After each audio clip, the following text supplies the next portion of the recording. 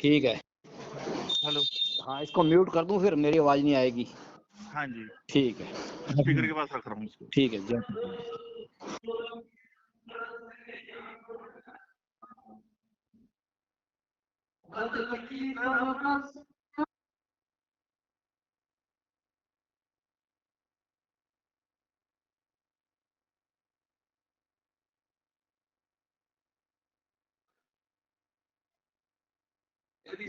जी आजकल जो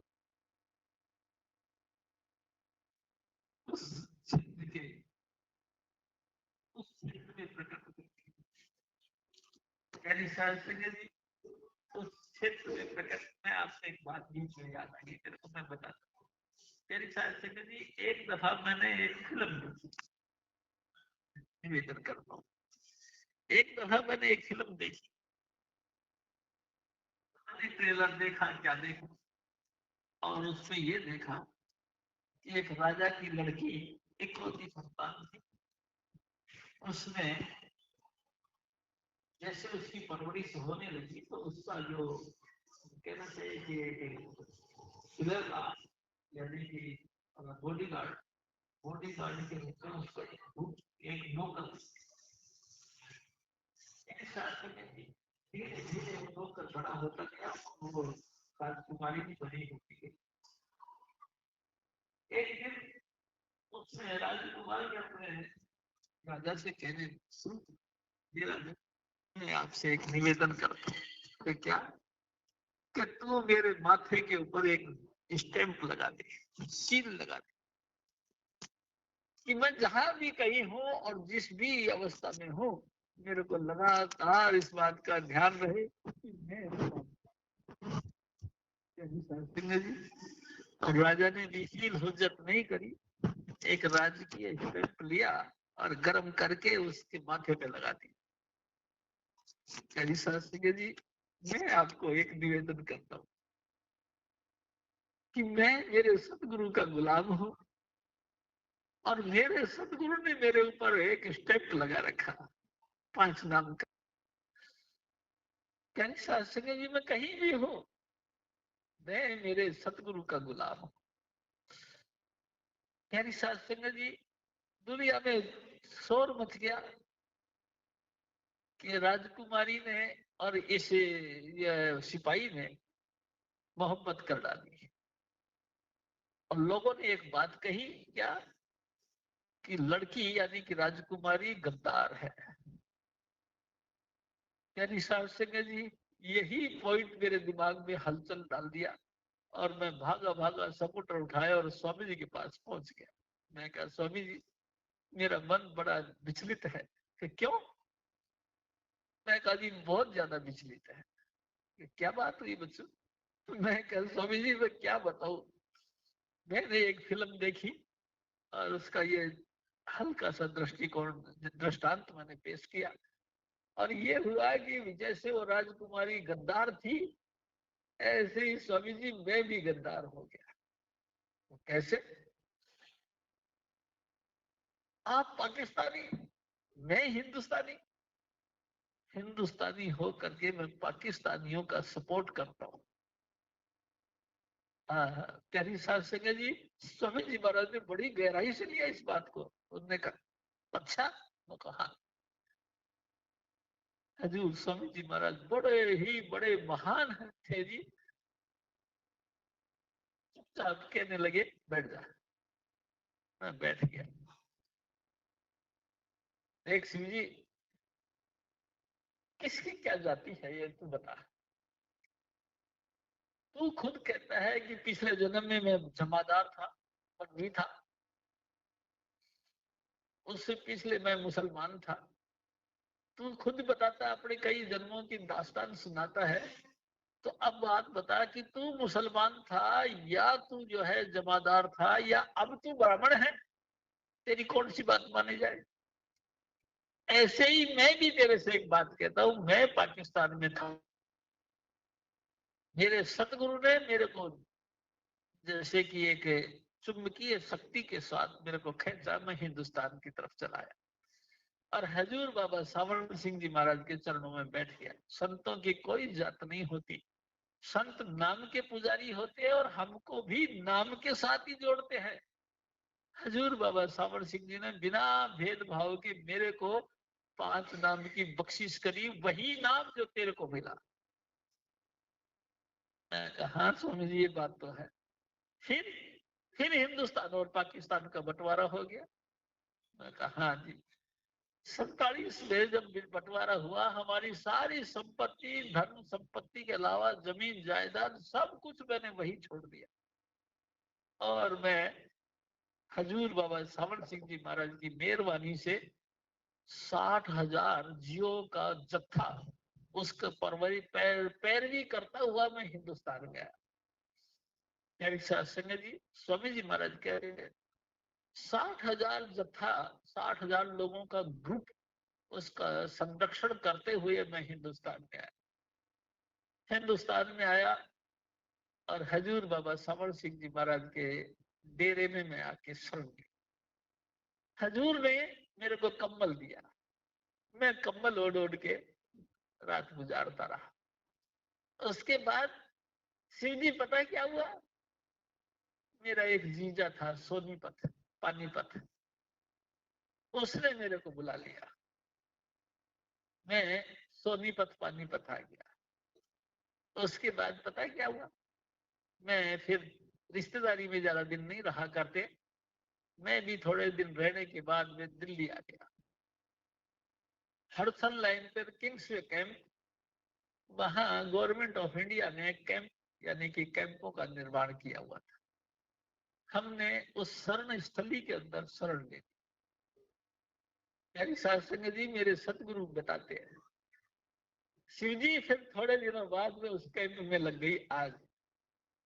जो कुछ था परमात्मा को मंजूर ऐसा ही था। सारा सामान मैंने पाकिस्तान में छोड़ दिया, जैसे तैसे कंबल संबल मेरे को मेरे सतगुरु ने दिए और मैं हडसन लाइन में किंग्सवे कैंप के अंदर शरण ली। वहां भी उसने आग लगवा दी, सब कुछ खत्म हो गया, मेरा कुछ नहीं रहा। पैदल पैदल भागते भागते हम लोग गुड़ मंडी आ गए।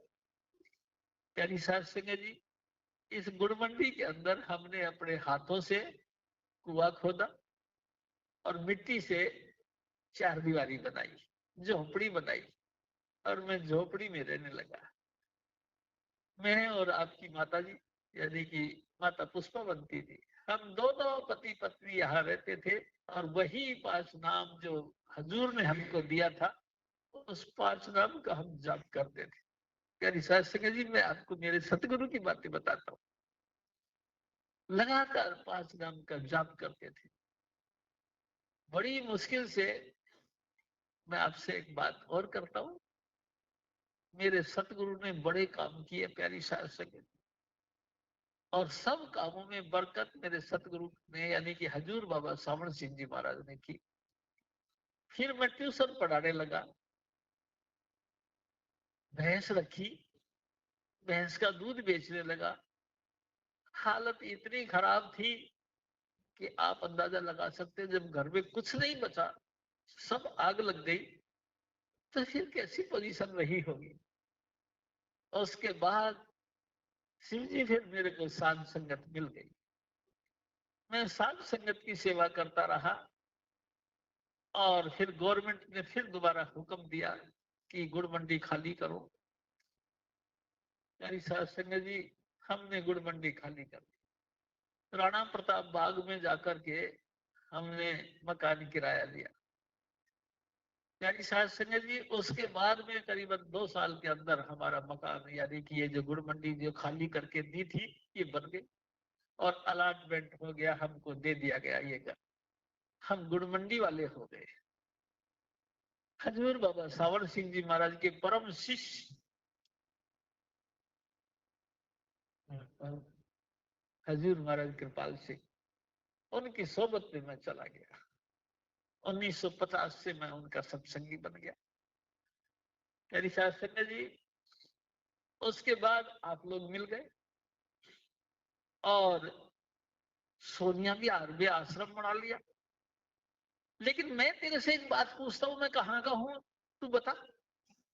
मैं पाकिस्तान का हूँ या हिंदुस्तान का हूँ या बाबा सावण सिंह जी महाराज का चेलों में से तो हूँ ही हूँ, लेकिन तू बता उस क्षेत्र का हूँ, यानी पंजाब का हूँ या फिर सोनीपत का था, या अब दिल्ली का हूँ, या मैं सोनिया बिहार का हो गया, तू बता कहाँ का हूँ।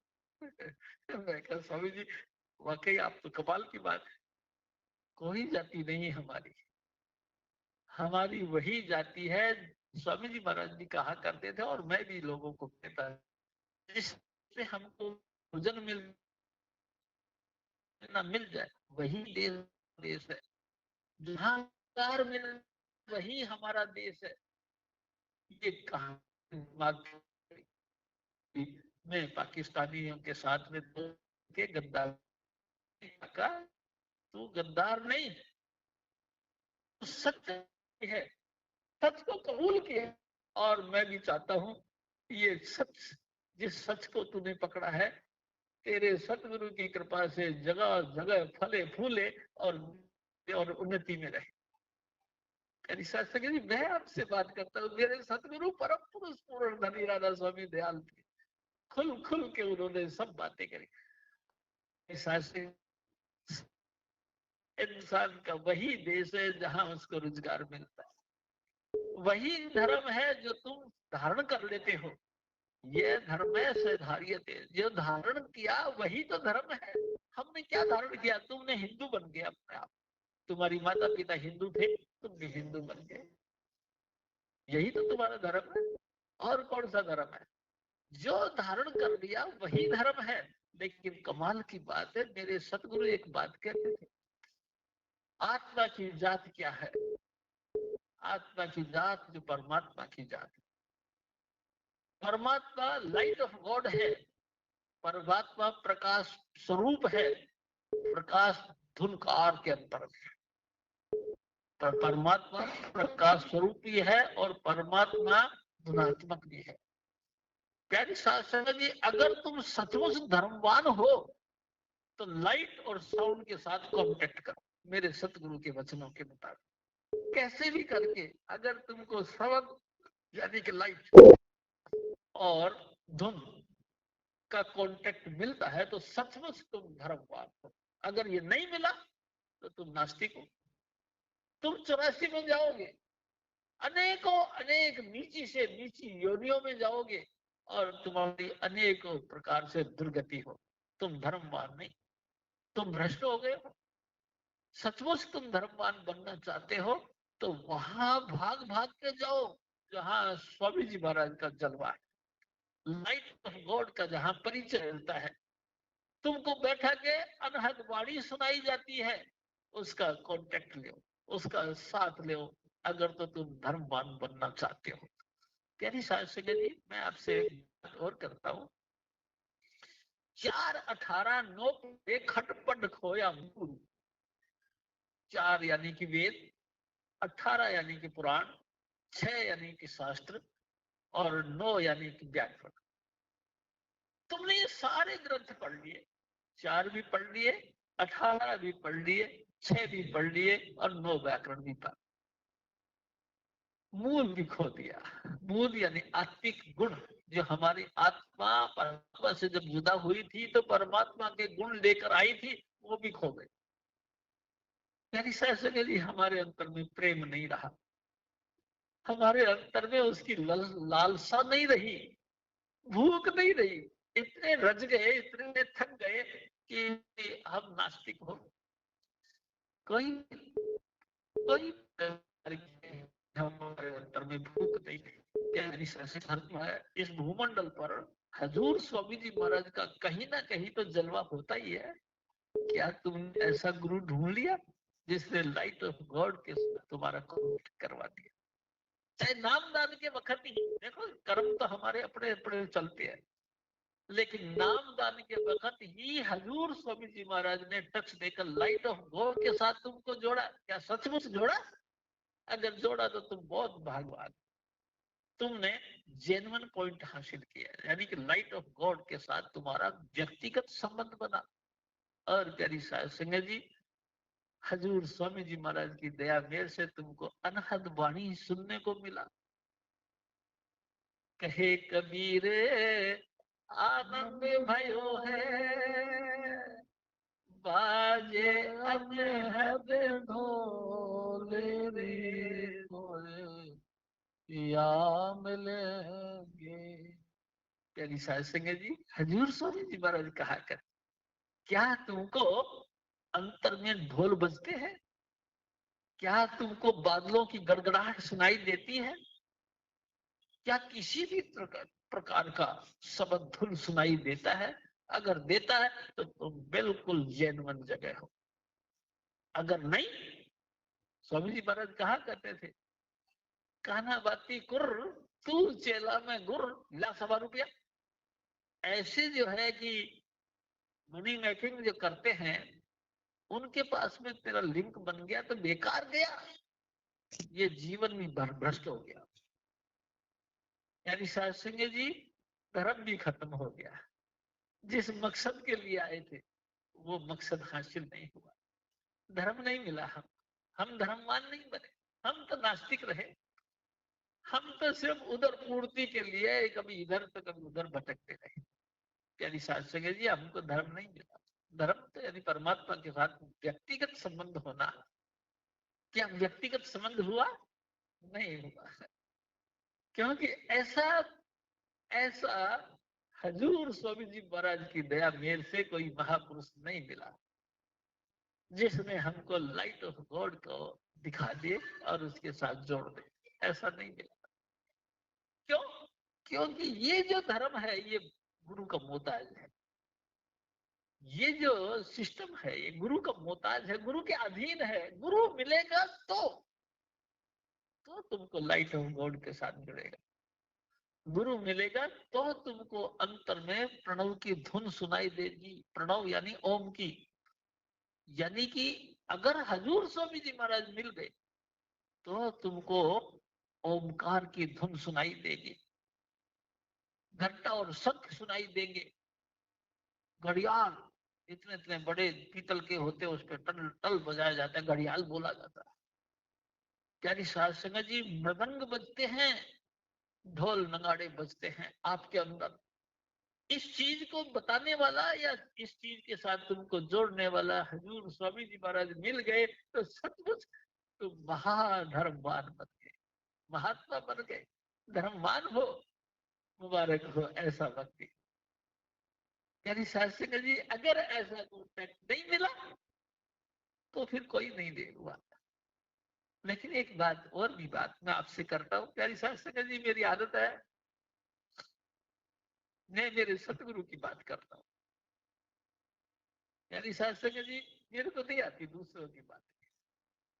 मेरे सतगुरु राधा स्वामी आप थे और फर्स्ट पर्सन पे परमेश्वर प्रकट हुआ था। यानी साध संगत जी, मैं उनकी बातें करता हूँ।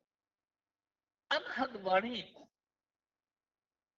वाणी यानी कि शब्द, शब्द। हाँ, अरे भाई जिसकी तुम बातें करते हो वो क्या है? शब्द, शब्द। हाँ भाई शब्द है तो शब्द तो हम कीर्तन मंडली में गाते ही है। देखो ना, सत्संग से पहले हमने कितने बड़ा पॉइंट बढ़ा दिया, कीर्तन मंडली बना दी। कभी वो बोले कभी वो बोले, सत्संग में शब्द ही शब्द बोले जाते। क्या यही शब्द? यानी साध संगत जी, मैं आपसे एक और बात करता हूँ। मेरे सतगुरु कहते थे कि ये शब्द जो गाने बजाने में आता है ये शब्द नहीं। जिस भी वचनों का तुम उच्चारण करते हो ये शब्द नहीं, चाहे ट्यून से, चाहे गद्य से, चाहे पद से, जिसका भी तुम बखान करते हो ये शब्द नहीं। तो फिर शब्द क्या है? हजूर स्वामी जी महाराज आप कहा करते थे, शब्द धरती, शब्द आकाश, शब्दों शब्द भया प्रकाश, सगली सृष्टि शब्द के पाछे, नानक शब्द घटो घट आछे। जी, मेरे सतगुरु कहते थे गाने बजाने का नाम शब्द नहीं, घट नाम है मटके का। आपके शरीर के जो ये मटका है, इस मटके के अंदर लगातार गूंजता है धुनकार, धुन के रूप में गूंजता है। उस धुन के साथ तुमको जोड़ दिया जाए, उसी को शब्द कहते। इसी धरती ने, इसी शब्द ने त्रिलोकी रचना करता, त्रिलोकी की रचना, यानी कि पाताल लोक, मृत्यु लोक और स्वर्ग लोक, तीनों का निर्माण इसी धुन ने किया। यानी सत्संग जी बड़ी खास बातें हैं, मैं आपसे निवेदन करता हूँ मेरे सतगुरु की शिक्षा का। जिसने पाताल लोक का निर्माण किया, जिसने धरती का निर्माण किया, जिसने स्वर्ग लोक का निर्माण कर दिया, वो कोई और ताकत नहीं, इसी शब्द धुन ने निर्माण किया। और प्यारी साध संगत जी, इसी शब्द धुन ने निर्माण किया और इसी शब्द धुन के साथ तुम्हारा कांटेक्ट हो गया, तो तुम सचमुच भगवान और धर्मवान हो। अगर ये नहीं मिला, बेशक हजूर स्वामी जी महाराज हमारे एक और बात कहते थे, तुमने एक दो नहीं चारों वेदों को कंठ कर लिया, 18 पुराणों को कंठ कर लिया, 9 व्याकरण के ज्ञाता हो गए, 6 शास्त्रों के ज्ञाता हो गए, लेकिन शब्द धुन नहीं मिला। यानी शास्त्र जी जीवन व्यर्थ हो गया। गुरु गुरु के द्वारा ही इन चीजों का कांटेक्ट मिलता है। गुरु किसको कहते हैं? कोई जाति स्पेशल का नाम गुरु है? हमारे गांव में स्वामी जाति होती है, तो क्या स्वामी जाति के लिए कुछ है? ना, ये क्वालिफिकेशन है एक मेरे सतगुरु की बख्शीश है। जिस भी जीव के ऊपर, स्वामी जी आप कहा करते थे, कीड़ा थाप देवे पातशाही, लश्कर करे स्वाहा, वाह वाह कुदरता तेरिया, वाह वाह कुदरता तेरिया, तू मेरी सास संगत जी, वो बेपरवाह है मेरे सतगुरु, जिसके ऊपर भी चाहे अपनी हाथ रख सकता। प्यारी साध संगत जी, मैं आपसे एक और ऐतिहासिक बात बताता हूँ। मेरे सतगुरु बताया करते थे, 8वीं पातशाही यानी 8वें गुरु, गुरु हरकिशन साहब 6 साल की उम्र में थे कि उनको गुरु पद मिल गया। प्यारी साध संगत जी, 6 साल की उम्र में उनको गुरु पद मिल गया और गुरुगद्दी पर बैठ गए। जब गुरु गद्दी पर बैठ गए तो बड़े बड़े जो विद्वान लोग थे, जो वाकई प्रकांड विद्वान थे, जिनमें बुद्धि अनलिमिटेड थी, उन्होंने इसका विरोध किया। 6 साल का बच्चा, वो हमारी क्या गाइडेंस करेगा? क्या गुरु? हम नहीं मानते। लोगों ने पूछा, भाई मानोगे किसी तरीके से, तो वो तरीका बताओ। तो एक ने कहा कि क्या बताए, अगर गुरु हरकिशन साहब हमसे गीता का पाठ करवाए और गीता का अनुवाद करके बताए, तो हम समझेंगे कि गुरु जी हैं ये। गुरु महाराज ने एक चमत्कार किया। क्या किया? कहने लगे कि भाई फिर ऐसा है कि जो तुमको सबसे ज्यादा भोला इंसान लगता है, उसको ले आओ। प्यारी साध संगत जी, दिल्ली शहर के अंदर ढूंढा गया, एक पागल व्यक्ति को पकड़ लिया, उसको लाके खड़ा कर दिया कि महाराज ये है क्रैक, बिल्कुल पागल। आपने कहा भोला भाला व्यक्ति, तो ये भोला भाला है, इसके ऊपर करो दया। प्यारी साध संगत जी, गुरु हरकिशन साहब ने उनके गुरु का दिया हुआ एक सोटी थी, सोटी समझते ना, छड़ी, उसको बैठा दिया, बैठो बच्चों, बैठ गए, और वो सोटी उसके सर पे रख दी और कहने लगे कि पंडित जी महाराज उच्चारण करो,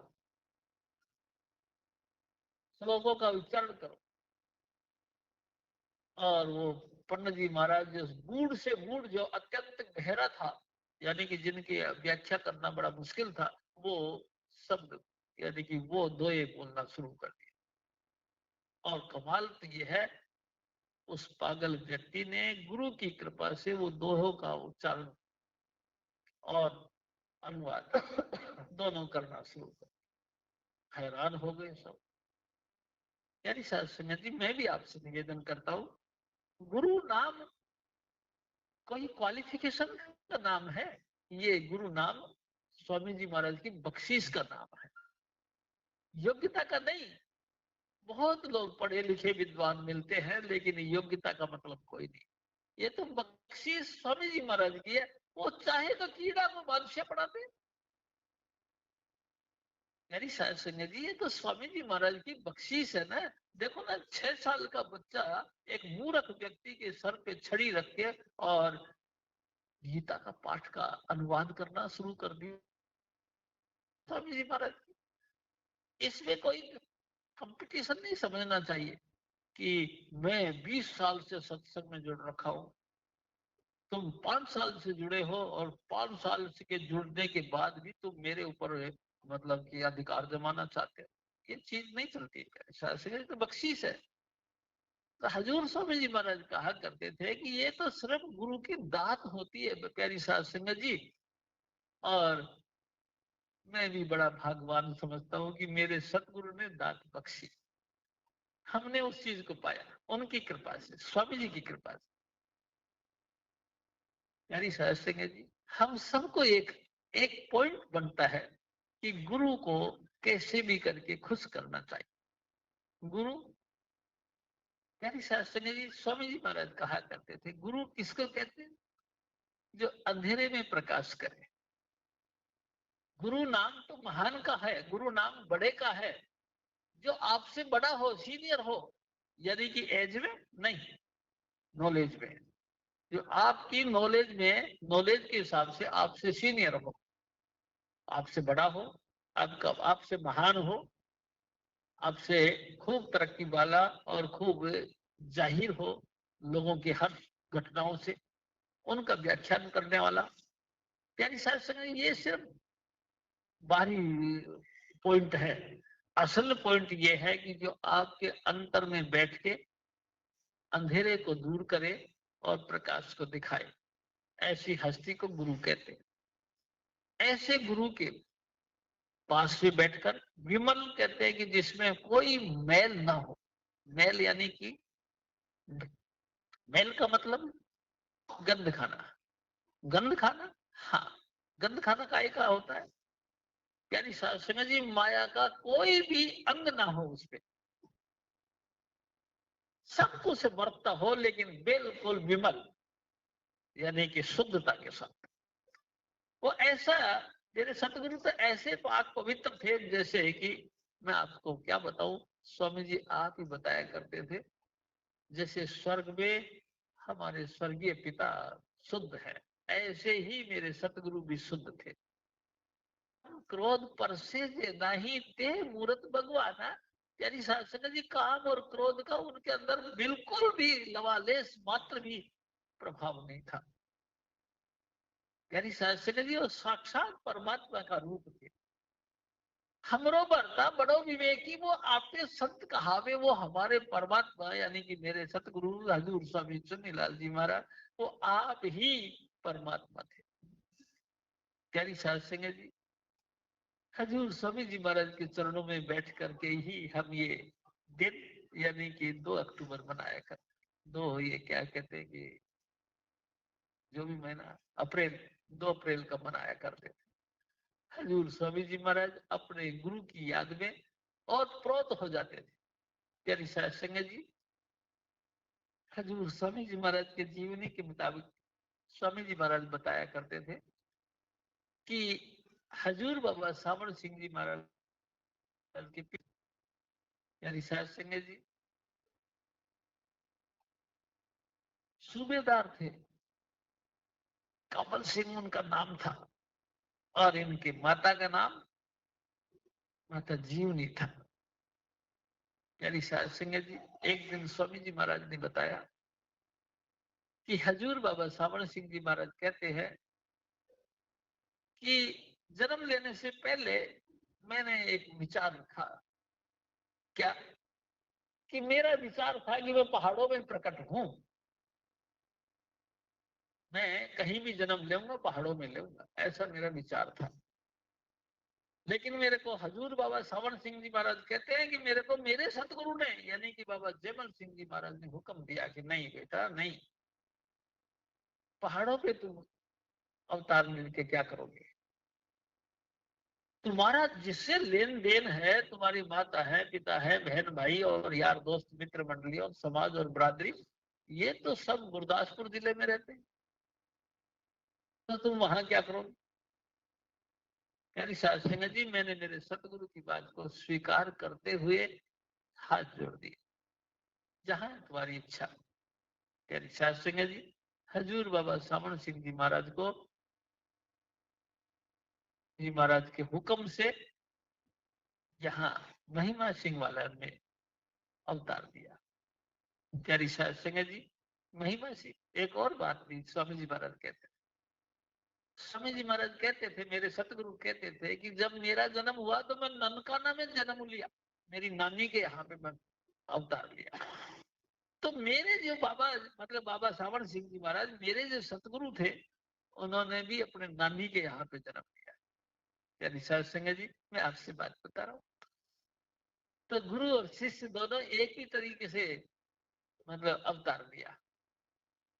यानी साध संगत जी, एक और बात कहते हैं, स्वामी जी महाराज बताया करते हैं, जब ये 6 साल के हो गए हजूर बाबा सावण सिंह जी महाराज, उस वक्त ही इनको जपजी साहब कंठ हो गई। एक दिन तो इनकी माँ बीमार हो गई, यानी माता जीवनी जी बीमार हो गई, बुखार हो गया। बुखार इतना जोर का हुआ कि ना तो उठने के काबिल रही और ना नहाने धोने के काबिल रही। तो रोने लगी बिस्तर पे पड़े पड़े, कहने लगी, बेटा, ये इकलौते बेटे थे सावण सिंह, कहने लगे कि बेटा, बड़ी दुख की बात है, मैंने मेरी जिंदगी के अंदर कभी ये जो जपजी साहब का पाठ है इसका नागा नहीं किया, लेकिन आज आज मेरे को लाचार कर दिया कुदरत, मैं उसका पाठ नहीं कर सका। तो बाबा सावण सिंह जी जो कि 6 साल के थे, कहने लगे, कोई बात नहीं अम्मा जी, फिर आप आशीर्वाद दो, मैं कर देता हूँ। उन्होंने कहा, कर दे। और प्यारी साध संगत जी, बाबा सावण सिंह जी महाराज ने जपजी का शुरू किया। प्यारी साध संगत जी, और बिल्कुल शुद्धता के साथ पूरी की पूरी जपजी साहब का पाठ किया। प्यारी साध संगत जी, माँ इतनी खुश, इतनी सी, और खुशी के मारे आंखों में से आंसू और आ गए। शाबाश मेरे बेटा, शाबाश, तूने तो मेरी लिहाज रख ली। और प्यारी साध संगत जी, चारों तरफ शोर मच गया कि ये जो 6 साल का, यानी जिनका नाम सावण है, इसने कंठ में ही कंठस्थ जपजी साहब का पाठ कर लिया। लोग वे दर्शन करने के लिए आने, हम भी तो देखे ऐसे कौन सा हस्ती है जो 6 साल की उम्र है और जपजी का पाठ बिना कोई मिस्टेक के करता है। यानी शासक जी, इनकी माँ यानी कि माता जीवनी ने देखा कि हैं ये नए नए लोग आके मुबारकबाद हैं, अरे ऐसे तो मेरे बच्चे का निधन लग जाएगी। यानी शासक जी, सावण सिंह जी महाराज को काला टीका लगाया। लेकिन उससे भी बड़ी कमाल की बात एक और हुई। क्या? स्वामी जी महाराज कहा करते थे, माता जीवनी ने सोचा कि अगर ये यहाँ रहा तो और भी लोग आएंगे, तो लेके नाना के यहाँ चलेंगे। प्यारी साध संगत जी, जहाँ ननकाना था, ननकाना में ले गए। प्यारी साध संगत जी, मैं आपसे एक और बात करता हूँ। मेरे सतगुरु एक बात कहते थे कि जब हजूर बाबा सावण सिंह जी महाराज ने अवतार लिया, तो पंडितों में भी और गुरु मंत्र को मानने वाले गुरु भाइयों में भी शोर मच गया। और ये खुद बाबा सावण सिंह जी महाराज के पिता गुरुद्वारे में गए और वहां उस भाई को बोलने लगे कि आओ भैया, बोलते ना जो पाठ करते हैं, यानी कि वहां के पुजारी समझ लो, पुजारी को लेके घर पे आए कि हमारे घर में लड़का हुआ है, प्यारी साध संगत जी, उसका नामकरण करने के लिए आ जाओ। इनके दादा थे शेर सिंह जी, शेर सिंह जी लिवा के उनको लेके आए और भाई साहब ने वो मुखवा खोला, गुरु ग्रंथ साहब का प्रकाश किया। तो प्रकाश किया तो उस पहली लाइन में ये सावण साहब का नाम आ गया। सावन सरसी कामनी चरण कमल स्यो हेत। ये तुका, इस तुक के कारण से इनका नाम सावन रखा। तेरी शास्त्री सावन है, सावन। स्वामी जी महाराज एक और बात कहते, जब इनका अवतार हुआ उस समय सूखा पड़ा हुआ था, चारों तरफ से जितनी भी फसल लगाई गई थी वो सब मुरझा रही थी, सबको ऐसा लग रहा था कि अकाल पड़ेगा। लेकिन जब ये बच्चा पैदा हुआ, यानी सात समय जी चारों तरफ से घूम घूम के बारिश होने लगी, जल थल एक हो गया। जैसे कि रूहानियत का जल थल एक कर दिया हजूर बाबा जी महाराज ने, ऐसे ही संसारी भी जल थल एक कर दिया, सबकी प्यास बुझा दी।